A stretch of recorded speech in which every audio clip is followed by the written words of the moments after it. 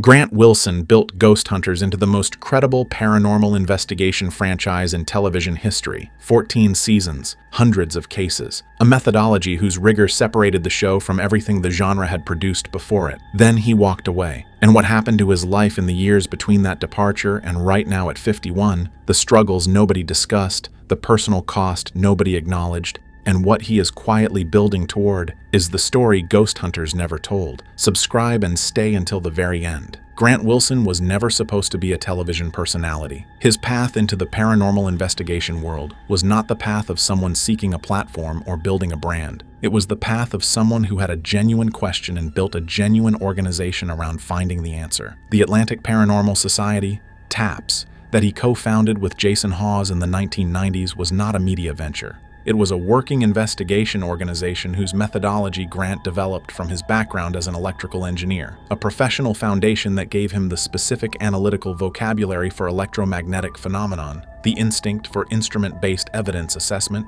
and the professional skepticism whose honest application to anomalous findings distinguished the TAPS approach from the credulous enthusiasm that the paranormal research community's culture tends to generate in the people who engage with it seriously. He was not looking for ghosts because he believed in ghosts. He was looking for evidence because he believed in evidence. That distinction is the foundation of everything his professional identity was built on, and the source of the specific personal cost that the years following Ghost Hunters have produced in a man whose deepest professional commitment was to honest evidence reporting and who spent 7 seasons inside an institutional framework whose relationship to the evidence was managed rather than honest. Ghost Hunters worked because Grant Wilson's investigation experience was real. The show's audience understood that without always being able to articulate it precisely. They understood that the skepticism was genuine, that the methodology was serious, and that the findings the broadcast episodes presented were the product of an actual investigation rather than a manufactured dramatic encounter. What they did not understand, what the broadcast format was not designed to show them, was the cost of sustaining that genuine investigation inside a commercial television framework whose requirements were not always compatible with what the investigation's most significant findings demanded in terms of honest public representation. Grant Wilson understood that cost from early in the production. He managed it across 7 seasons with the discipline and the integrity that his professional identity demanded. And at 51, the specific weight of what that management produced across the years since his departure is visible in ways the broadcast record never prepared anyone to anticipate. The public narrative of Ghost Hunters presents the show's development as a straightforward story. 2 plumbers from Rhode Island whose paranormal investigation hobby became a cable television phenomenon, whose 14-season run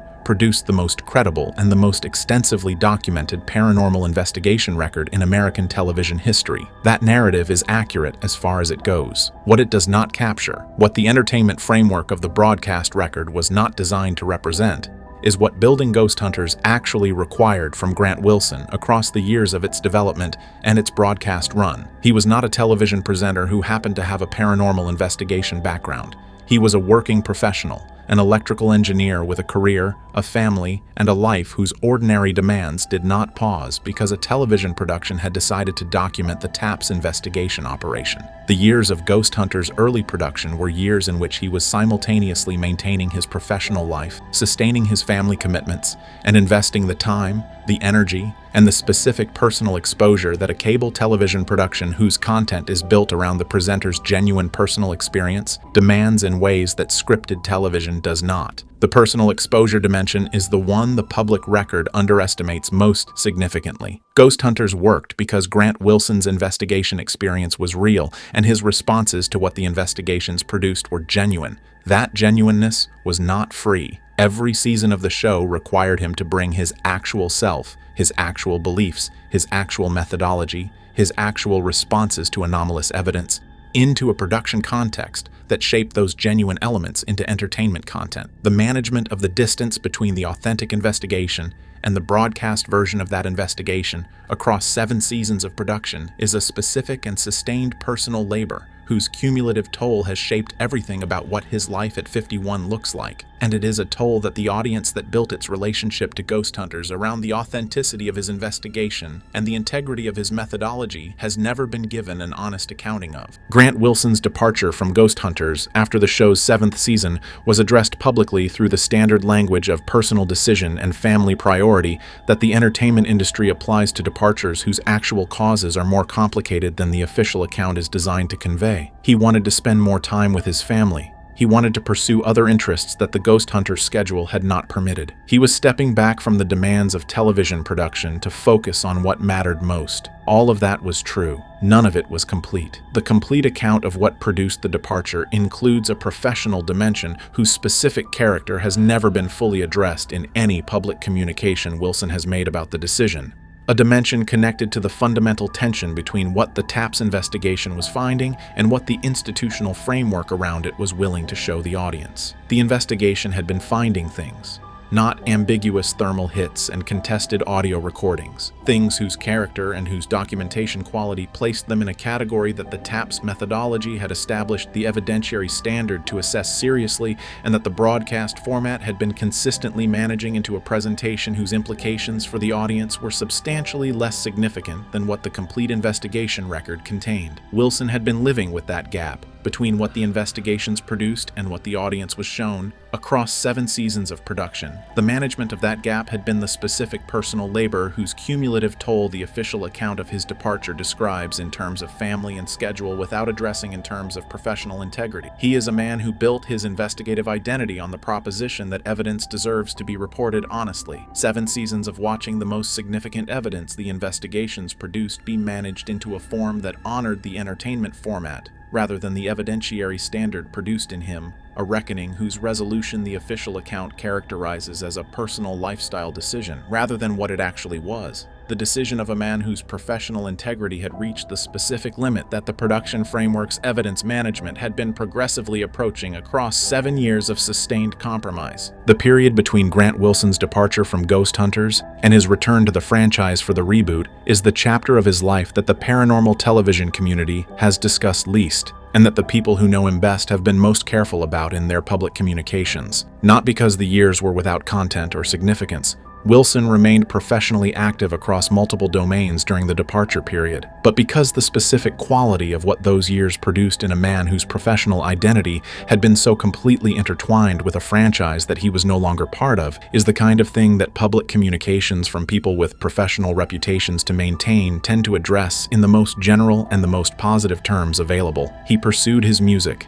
the creative dimension of his professional life that the Ghost Hunters production schedule had consistently subordinated to the demands of a television franchise whose requirements left limited space for creative work outside the investigation framework. The music gave him something the show never could: creative output whose authenticity was not mediated by a production framework, and whose relationship to his own genuine experience was direct rather than shaped by the entertainment industry's requirements. He maintained his connection to the paranormal investigation community outside the television format. He continued TAPS work through channels that the franchise's commercial operation had not absorbed. He engaged with the research community in ways that the broadcast format's demands had consistently crowded out. And perhaps most significantly, he processed. He reviewed the complete investigation record that 7 seasons of Ghost Hunters had produced. He engaged with the full body of evidence the investigations had accumulated, including the portions whose most significant elements the editorial process had managed away from the broadcast audience, without the production schedule's demands preventing the kind of sustained, reflective engagement with what the investigation had actually found that the filming years had not permitted. What that processing produced in him. What 7 seasons of complete investigation footage reviewed outside the editorial framework that had managed it into broadcast content communicated to the man who had conducted the investigations is the element of the departure years whose specific content has shaped everything about what his life at 51 looks like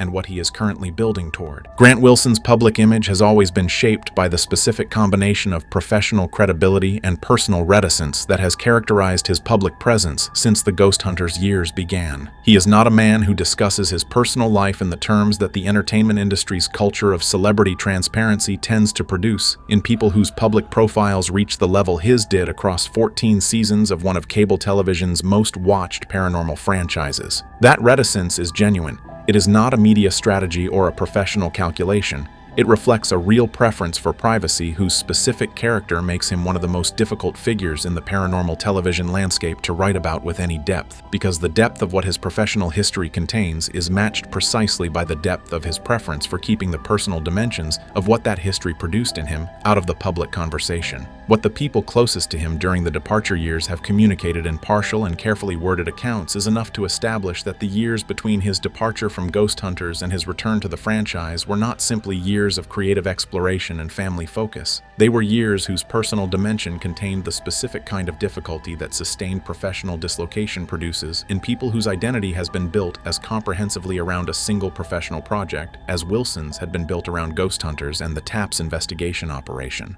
The question of what you are when the thing that defined you professionally is no longer the context in which you operate is not a question with an easy answer for anyone. For Grant Wilson, whose professional identity had been built on an investigation methodology whose most significant findings the commercial framework around it had never been permitted to fully acknowledge, and whose departure from that framework had left him in possession of a complete understanding of what the investigation had found without the institutional context that had previously managed that understanding. The question carried an additional weight that the ordinary professional dislocation of a television departure does not typically impose. He knew what the investigations had found. He knew what the broadcast record did not contain. And the years of operating outside the institutional framework that had previously managed that knowledge were years in which the specific tension between what he knew and what the public record contained was his to carry without the production infrastructure that had been doing a portion of that carrying for 7 years. Grant Wilson's return to Ghost Hunters for the franchise's reboot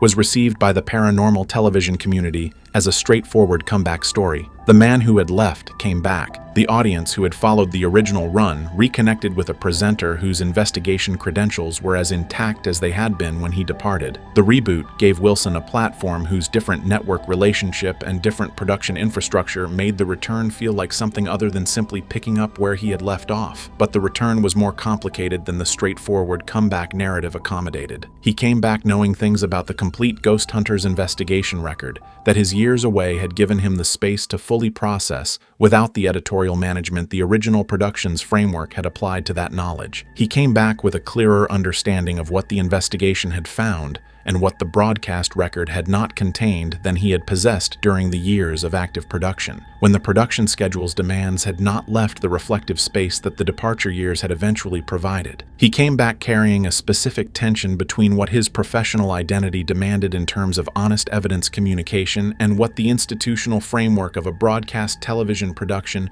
permitted in terms of the complete representation of the investigation's findings. That tension had produced his departure from the original production. Its presence in the reboot's context, whether the different network relationship and the different production framework had changed its character enough to make the return sustainable in terms of the professional integrity that had always been the foundation of his investigative identity, is the question whose answer the reboot seasons have been progressively establishing. What those seasons communicate about where Wilson is in his relationship to the tension that has been the defining professional challenge of his career is the most significant dimension of what his life at 51 currently looks like. Grant Wilson at 51 is carrying several things simultaneously, whose combined weight the official narrative of his Ghost Hunters story has never fully represented. He is carrying the complete investigation record of 14 seasons of the most rigorous paranormal investigation franchise in television history, the full body of evidence the TAPS methodology produced across its sustained application to the paranormal question, including the portions whose most significant elements the editorial process managed away from the broadcast audience across the franchise's run. He is carrying the specific professional tension between what his investigative identity demands in terms of honest evidence reporting and what the institutional frameworks within which his investigation has always been embedded have permitted in terms of the complete representation of what the investigation found. He is carrying the personal cost of departure years, whose specific content the professional reticence that has always characterized his public communications has kept largely out of the public conversation. And he is carrying something that the most recent trajectory of his public communications suggests is approaching a specific threshold whose nature is becoming visible in the specific language he uses when he discusses the Ghost Hunters investigation record publicly, the threshold at which the management of the gap between what the investigation found and what the public record contains becomes less sustainable than beginning to close it. At 51, Grant Wilson sounds different than he did during the original Ghost Hunters run. Not more dramatic, more direct. The controlled, professionally measured communication that his investigative identity has always produced in his public statements about the paranormal question is still present. But what the control is managing has changed. There is a quality in his most recent communications about the Ghost Hunters record that the most attentive audience members have been noting without always being able to articulate precisely. The quality of someone who has been managing a significant gap between what they know and what the public record contains for long enough that the management is beginning to cost more than the disclosure. The complete Ghost Hunters investigation record, the full body of evidence the TAPS methodology produced across 14 seasons of systematic application to the paranormal question, including the categories of evidence whose removal from the broadcast record Grant Wilson's recent public communications have been approaching without yet fully addressing,